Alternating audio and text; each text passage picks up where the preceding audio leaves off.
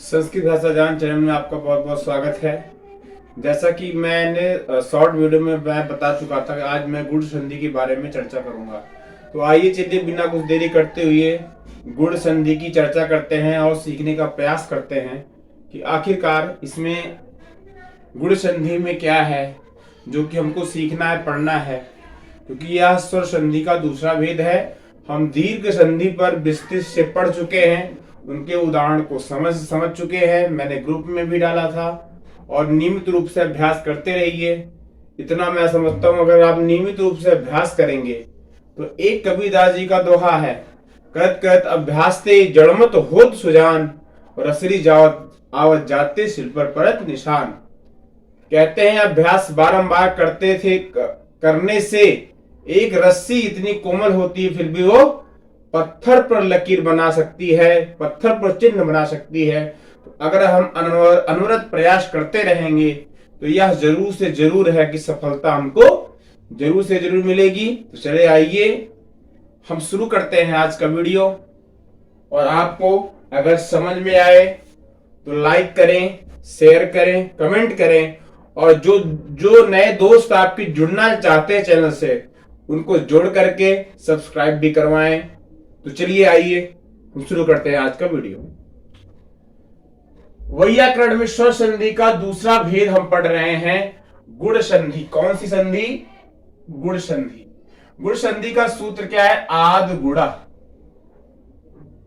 अब आद गुणा हमें क्या आता है, यह इसके बारे में, इसके 4 नियम, ये पहला नियम, या दूसरा नियम, या तीसरा नियम, या चौथा नियम। अब एक एक नियम के बारे में जानेंगे। आद गुणा कहता क्या है कि ह्रस्व आ या दीर्घ आ के बाद, कहता है यह नियम, छोटे से में जानो शॉर्ट ट्रिक में, कि आ चाहे ह्रस्व हो चाहे दीर्घ है, इसके बाद में क्या आए, चाहे ई आए, चाहे बड़ी ई आए, चाहे ऊ आए, या बड़ा ऊ आए, या री ह्रस्व आए, या री दीर्घ आए, या ली आए, इनका क्या क्या हो जाता है। तो कह रहा है या ह्रस्व आ है या दीर्घ आ के बाद, चाहे ह्रस्व ई है चाहे दीर्घ ई है, चाहे ह्रस्व ऊ है चाहे दीर्घ ऊ है, चाहे ह्रस्व री है चाहे दीर्घ री है, चाहे ली है, इनको जोड़ने पे क्या क्या प्राप्त होता है। अब अगर ह्रस्व आ दीर्घ आ के बाद ई या बड़ी ई आती है तो क्या बनता है? ए बनता है। क्या बनता है? ए बनता है। अगर ह्रस्व आ या दीर्घ आ के बाद ऊ या बड़ा ऊ आता है तो क्या बनता है? ओ बनता है। नियम जानते रहो, यह नियम क्या कहना चाहता है। और री और ली अगर चाहे ह्रस्व दीर्घ हो, दोनों का क्या बनता है? अर बनता है। आ और र, अर बनता है। और री का अगर आता है तो क्या बनता है? ह्रस्व आ या दीर्घ आ के बाद अल बनता है। यही है मेन, यही 4 बनते हैं। ए नहीं बनेगा, ये ए बनेगा। मिस्टेक थोड़ा सा हुआ है, ये ए बनता है। क्या है बनता? ए बनता है। इसकी मात्राएं सिर्फ जोड़ी जाती हैं बस। तो ए की मात्रा, ओ की मात्रा पता ही है, अर और अल जानते ही, तो मात्राएं जुड़ती। इस मात्रा के माध्यम से हम समझ सकते हैं कि जहां पर ए की मात्रा हो, जहां पर ओ हो, अर लगा हो, अल लगा हो, यह 4 अगर आपके दिमाग में है, 1 2 3 4, ये 4 चीजें अगर आपने किसी उदाहरण में देख ली तो यह मान के चलिए वह कौन सी संधि होगी? वह संधि जो अपनी होगी वह यही स्वर संधि का दूसरा भेद गुण संधि होगी। समझ में आ गया? तो मैंने इस सूत्र को बिल्कुल ओपन कर दिया आपके सामने। देखो मैंने सूत्र की व्याख्या कर दी। अब इसी सूत्र की व्याख्या अगर आप हिंदी में नोट करना चाहें तो हिंदी में भी नोट कर सकते हैं। वो 4 दिए गए हैं। जैसे यदि आ और या आ के बाद हर्ष ई या दीर्घ ई तो दोनों स्थान पर ए हो जाता है।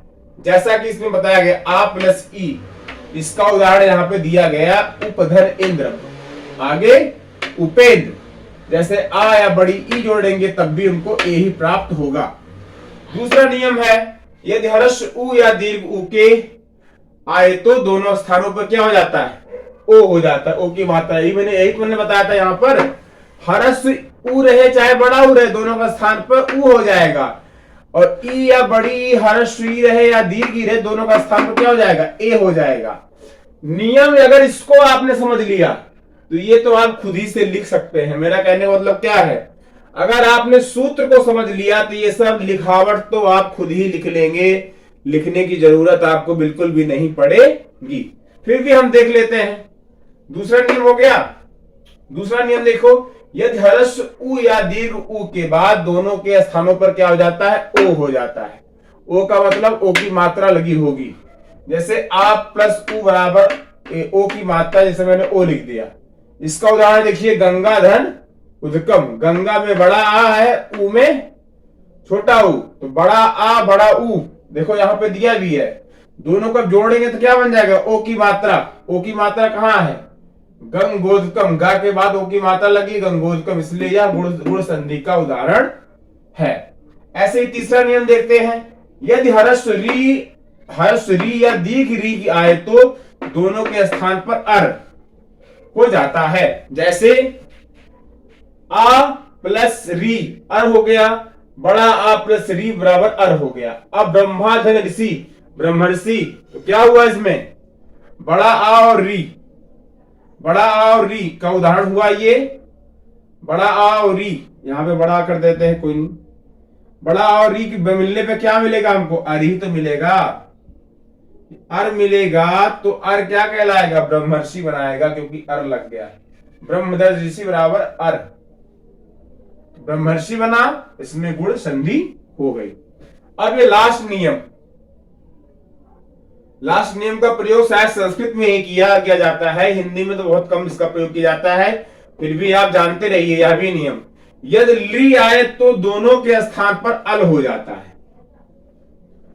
अगर चाहे हर्ष आ हो चाहे दीर्घ आ हो, अगर है तो अल हो जाता है। कैसे होता है, छोटा आ और ली मिलाकर अल बनता है। जैसे तव धन लिकार बराबर तवल लिकार। और आ और ला के नीचे हलंत है ना, तो हलंत लगने का मतलब क्या हो गया, आधा हो गया। तो तावा और आ इसमें जुड़ेगा तो तवल कार हो जाता है।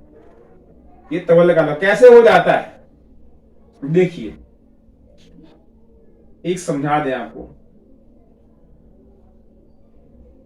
तो धन लकार था, अब तो लकार में अगर इसका हम आ निकाल दें तो बचेगा शब्द क्या, तो कॉमा, और लिकार में मैंने कहा कि सिर्फ ली लेंगे।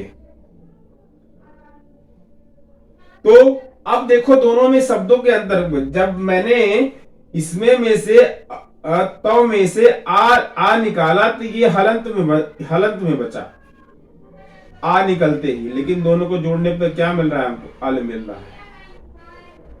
जब हम इसमें जो आधा आ निकाला था जब जोड़ देंगे तो ये पूरा का पूरा ये बन जाएगा, तो ये बन जाएगा।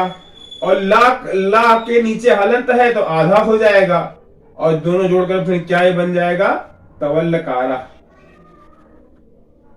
थोड़ी सी कठिन है, अगले वीडियो में जब उदाहरण इसके हम पढ़ाएंगे तो चाहे थोड़े से उदाहरण होता है लेकिन उसकी विस्तृत से चर्चा करेंगे, आखिरकार संधि कैसे जुड़ रही है।